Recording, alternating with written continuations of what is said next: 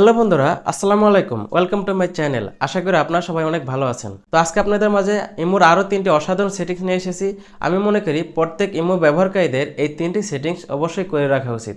আর এই 3টি সেটিংস কেন করবেন, আর এই 3টি সেটিংস কীভাবে করবেন, আর এই 3টি সেটিংস করলে সুবিধা কী, তো আজকে এই ভিডিওর মাধ্যমে আপনাদেরকে দেখিয়ে দিব।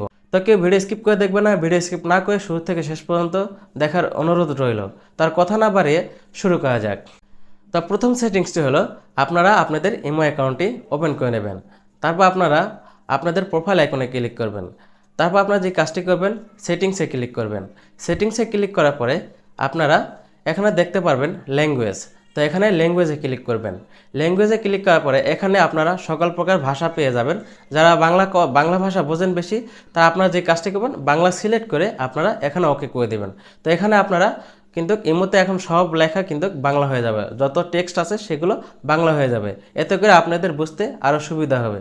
আর 2 নম্বর সেটিংস হলো, দেখুন ভিউয়ার্স, অনেক সময় কিন্তু আমাদের ইমোতে অনেকে ছবি সেন্ড করে থাকে, সেগুলো ছবি কিন্তু গ্যালারিতে ডাউনলোড হয়, কিন্তু সেগুলো ছবি ঝাপসা হয়ে যায়, মানে একদম ঘোলা, সেগুলো ছবি কিন্তু ক্লিয়ার হয় না।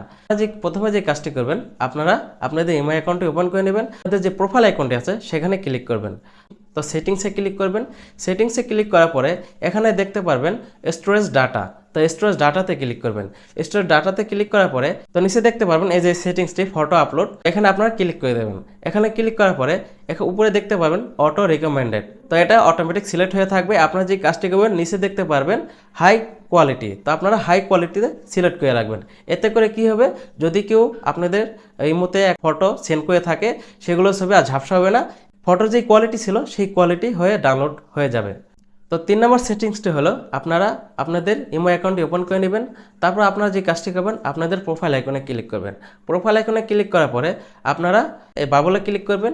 বাবলে ক্লিক করার পরে এখানে আপনাদের ডিজেবল হয়ে থাকবে, আপনারা সিম্পলি এনেবল করে দেবেন।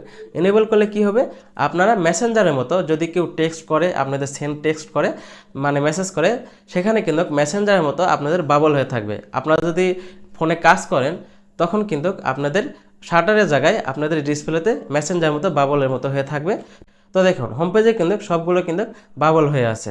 ঠিক এইভাবে আপনারা সেটিংস করে রাখতে পারবেন। আশা করি ভিডিওটি ভালো লেগেছে। আর যদি ভালো লেগে থাকে, অবশ্যই ভিডিওটি একটু লাইক করবেন, এবং চ্যানেলে যদি নতুন হয়ে থাকেন তো চ্যানেলটি সাবস্ক্রাইব করে বেল আইকনটি অলে প্রেস করে রাখবেন। তো আজকের মতো এখানেই শেষ। সবাই ভালো থাকবেন, সুস্থ থাকবেন। আল্লাহ হাফেজ, আসসালামু আলাইকুম।